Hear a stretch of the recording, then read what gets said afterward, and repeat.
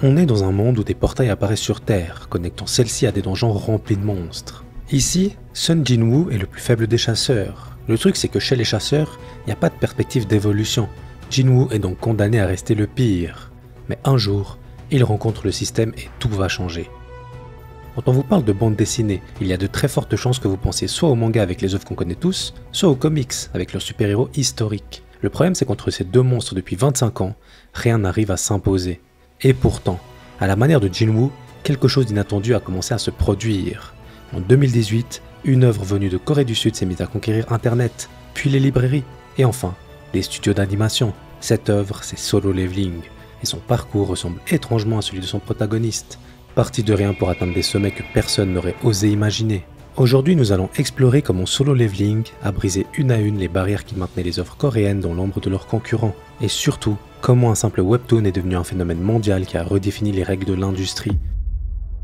Le Japon règne sur le monde de la bande dessinée asiatique depuis plus de 50 ans. Une domination si puissante que pour beaucoup, manga et BD asiatiques, c'est devenu pareil. Dragon Ball ou encore One Piece ne sont pas de simples succès, ce sont des empires générant des milliards et façonnant l'imaginaire de générations.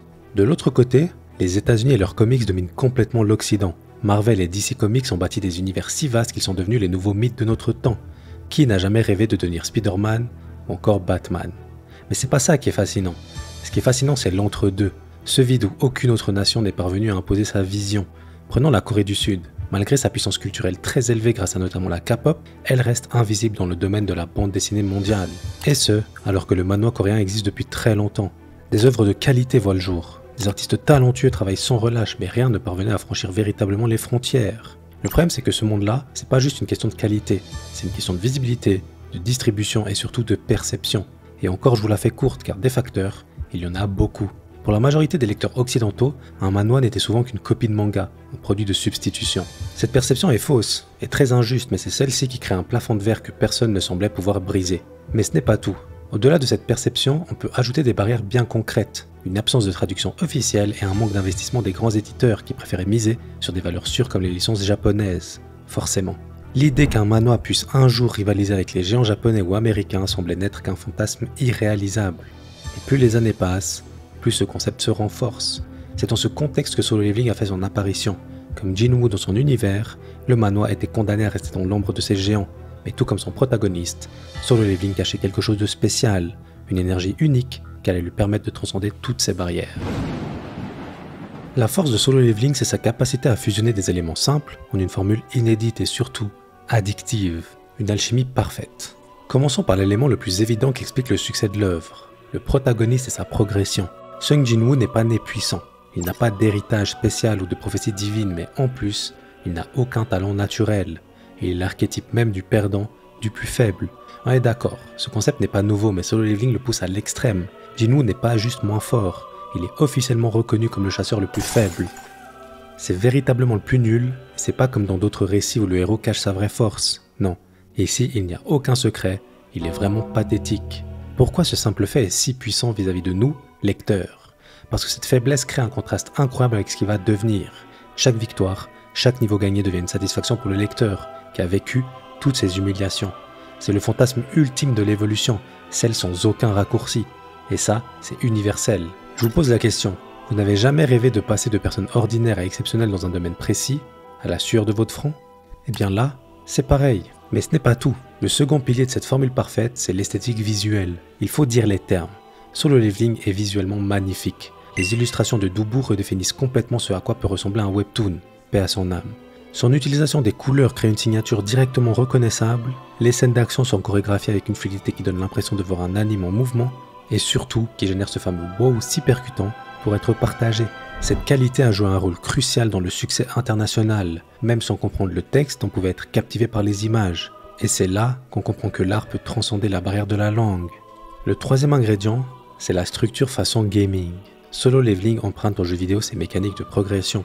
Statistiques, compétences, quêtes. Ce n'est pas un hasard si même le titre de l'œuvre évoque cette mécanique de niveau. Cette structure fait deux choses. Elle crée un rythme addictif où le lecteur attend constamment la prochaine amélioration, et elle utilise un langage universel. Peu importe où vous vous trouvez, si vous avez déjà joué à un RPG, vous comprenez immédiatement ses codes. Tout ça c'est bien beau, mais ça ne suffit pas encore. Il faut ajouter à ça le rythme. Chaque chapitre se termine sur un moment fort qui vous pousse à continuer. Et ça va de pair avec le format Webtoon qui est conçu pour être lu sur smartphone. Un simple geste du pouce et hop, vous passez au chapitre suivant. Mais Solo Leveling a touché quelque chose de plus profond encore. Jinwoo n'attend le salut de personne, il n'a pas besoin d'être choisi ou reconnu. Le système lui donne les outils, mais c'est lui qui fait le chemin. Dans un monde où beaucoup se sont à la merci de forces plus grandes qu'eux, cette œuvre résonne. Ce n'est pas un héros qui sauve le monde par altruisme, c'est un homme qui refuse la place que l'univers lui a assignée. Tous ces éléments combinés créent une œuvre qui, sans le vouloir peut-être, est parfaite pour briser les barrières du manhwa. Solo Leveling n'est pas trop coréen, pas assez japonais, il est simplement lui-même une création parfaitement adaptée à nous, lecteurs. Bon, si vous avez suivi, on est maintenant sûr que niveau qualité, Solo Leveling assure. Mais je vous disais précédemment que la qualité ça ne suffit pas, que d'autres facteurs sont nécessaires. Le premier facteur, et peut-être le plus crucial, c'est les traductions. Les fans en ont créé et l'ont distribué avant la sortie officielle. Ça, c'est illégal, mais le truc c'est que vu que l'œuvre n'avait pas de traduction officielle, celles-ci ont joué un rôle primordial dans la diffusion de Solo Leveling. Tout ça crée un paradoxe fascinant. Pour faire en sorte que ça puisse peut-être marcher, les fans ont dû voler une œuvre qu'ils aiment pour la redistribuer en plusieurs langues. Et ça, c'est une dinguerie quand on y pense. Le deuxième facteur déterminant, c'est le format Webtoon. Comme je vous disais précédemment, il a été conçu spécialement pour être lu sur smartphone. Ce format a éliminé beaucoup de barrières à l'entrée. Pas besoin de comprendre comment lire un manga, pas besoin d'acheter des volumes physiques. Un téléphone, une connexion internet et vous êtes paré à scroll. Le dernier facteur et le plus important, ça a été le partage des fans sur internet. Ils ont bombardé les forums comme Reddit et tous les réseaux. Tous les moments forts de Solo Leveling sont devenus viraux. C'est toute cette mixture qui a véritablement fait la différence. Et le mot mixture n'est pas anodin, car chaque ingrédient était primordial au bon goût de cette recette. Chaque nouveau chapitre devenait un événement communautaire. La hype a continué de grandir. Et c'est là, à partir de ce moment très précis, que Solo Leveling a accompli quelque chose d'extraordinaire. Il a forcé l'industrie à s'adapter à lui, et non l'inverse. Face à ce succès et cet engouement, les maisons d'édition ont dû repenser leur stratégie de publication et de distribution. En moins de 2 ans, ce qui était considéré comme un phénomène underground est devenu une référence incontournable. Certains lecteurs qui n'avaient jamais touché à un manhwa de leur vie pouvaient citer Solo Leveling. Des librairies qui n'avaient jamais consacré d'espace aux œuvres coréennes créaient désormais des rayons dédiés. C'est ça, l'impact de Solo Leveling. Sans aucun plan marketing international et sans aucune campagne publicitaire massive, Solo Leveling a réussi ce que des décennies d'efforts institutionnels n'avaient pas accompli, faire entrer le manhwa dans la conscience collective mondiale. Tout ça c'est vraiment incroyable, mais il fallait aller encore plus loin, le marché japonais. Il faut savoir que c'est très difficile pour les œuvres étrangères de se faire une place au Japon, mais Solo Leveling a réussi à atteindre les classements de vente. Les lecteurs japonais adorent, mais ça ne suffit toujours pas. Aller plus loin, c'est pas conquérir un marché de plus. Non, aller plus loin, c'est réussir à voir son œuvre être adaptée en animation.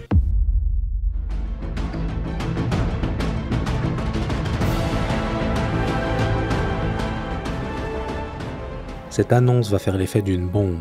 A1 Pictures, un studio d'animation japonais majeur, va adapter Solo Leveling en anime. Pour mesurer l'ampleur de cette nouvelle, il faut comprendre que les studios japonais choisissent traditionnellement des œuvres japonaises. A1 Pictures, c'est Sword Art Online ou encore Seven Deadly Sins. C'est un studio respecté qui choisit d'adapter un manhwa coréen, un véritable séisme culturel. La qualité de cette adaptation est réussie. Solo Leveling méritait d'être traité avec le même respect que les œuvres japonaises et cette exigence a payé. Tout comme son protagoniste qui transcende les barrières de sa propre destinée, le manhwa coréen a su briser les chaînes qu'on lui imposait, dépassant toutes les attentes jusqu'à marquer l'histoire. Si t'as aimé cette vidéo et que tu veux en savoir plus sur le manga japonais cette fois, retrouve tout de suite ma vidéo sur le sujet. Merci pour la force, ciao ciao.